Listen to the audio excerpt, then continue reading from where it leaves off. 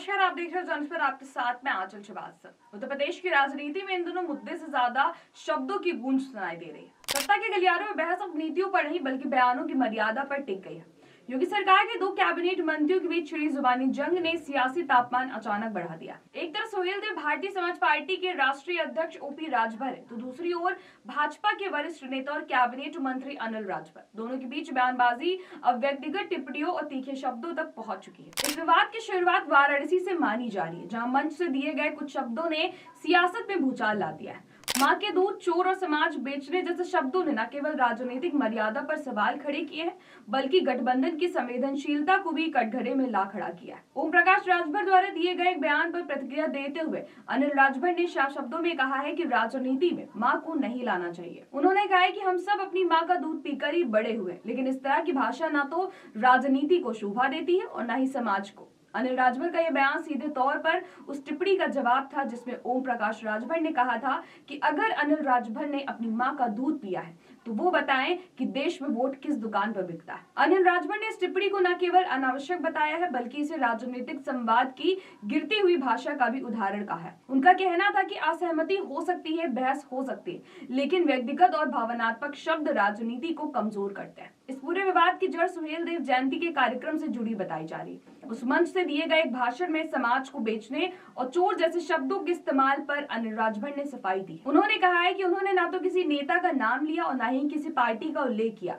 अगर नाम नहीं लिया गया तो लोग अपने ऊपर आरोप क्यों ले रहे हैं। उन्होंने ये भी आरोप लगाया है कि उनके कार्यक्रमों में जानबूझकर हंगामा कराने की कोशिश की जाती है। अनिल राजभर का दावा है कि 10 से 15 लोगों को शराब पिलाकर मंच के पास भेजा जाता है ताकि माहौल खराब किया जा सके और कार्यक्रम बाधित हो। इस बयानबाजी के बीच व्यापारी समाज के सम्मान का मुद्दा भी चर्चा में आ गया। लोहे का चोर जैसे शब्दों पर प्रतिक्रिया देते हुए अनिल राजभर भावुक नजर आए। उन्होंने कहा कि व्यापार करना कोई अपराध नहीं है और देश का हर व्यापारी सम्मान का हकदार है। उन्होंने अपने पिता का उदाहरण देते हुए बताया है कि उनके पिता भारतीय नौसेना में रहे हैं, देश के लिए चीन और पाकिस्तान के खिलाफ युद्ध लड़ा है और प्रधानमंत्री नरेंद्र मोदी से सम्मान भी प्राप्त किया। सेना से लौटने के बाद उन्होंने व्यापार किया और बाद में समाज के आग्रह पर राजनीति में आए। अनिल राजभर ने साफ कहा है कि व्यापार को नीची नजर से देखना गलत है। व्यापारी समाज पर टिप्पणी करना पूरे समाज का अपमान है। इस मुद्दे ने विवाद को केवल 2 नेताओं तक सीमित न रखकर सामाजिक सम्मान की बहस में बदल दिया। यहाँ से बात आगे बढ़ती है गठबंधन की मर्यादा पर। अनिल राजभर ने इशारों में कहा है कि राजनीति में रिश्तों को सुलझाना जरूरी है। गठबंधन में रहते हुए शब्दों का चयन सोच समझ कर होना चाहिए। उनका ये बयान सियासी हलकों में संदेश के तौर पर देखा जा रहा है कि गठबंधन मजबूरी नहीं बल्कि जिम्मेदारी भी होता है। इस बीच अनिल राजभर बरेली के निलंबित सिटी मजिस्ट्रेट अलंकार अग्निहोत्री के इस्तीफे और SC एक्ट को लेकर दिए गए बयान पर उन्होंने 2 टूक कहा कि सस्ती बयानबाजी से नेता नहीं बना जा सकता। दिल्ली कूच हो या किसी और जगह जाना, इससे समाज का भला नहीं हो सकता। उन्होंने स्पष्ट किया कि भाजपा सरकार ही नहीं बल्कि पिछली सरकारों ने भी SC/ST समाज के हित में काम किया।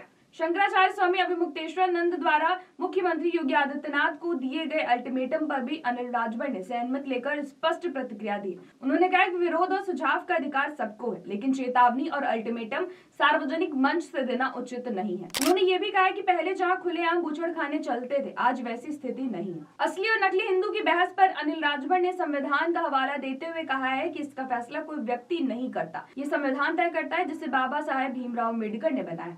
इस तरह की पहचान की राजनीति समाज को बांटने का काम करती है। UGC रेगुलेशन और सवर्ण समाज की नाराजगी पर भी अनिल राजभर ने संतुलन साधते हुए कहा है कि सुप्रीम कोर्ट के फैसले पर राजनीति नहीं होनी चाहिए। सरकार नियमों और कानून के दायरे में ही आगे बढ़ेगी। तो कुल मिलाकर यूपी की राजनीति में ये बहस केवल 2 नेताओं की जुबानी जंग नहीं है। ये सवाल है, क्या राजनीति में भाषा की सीमा तय होगी, क्या गठबंधन में संयम बचेगा और क्या मुद्दों की जगह बयानबाजी राजनीति पर हावी होती रहेगी। वाराणसी से उठा ये सियासी तूफान अभी थमा नहीं है और आने वाले दिनों में ये देखना दिलचस्प होगा कि ये टकराव यहीं रुकता है या सियासत की आग और तेज होती है। तो ऐसे देश और दुनिया की बड़ी खबरों पर नजर रखने के लिए आप जुड़े रहिए जन एक्सप्रेस के साथ। नमस्कार।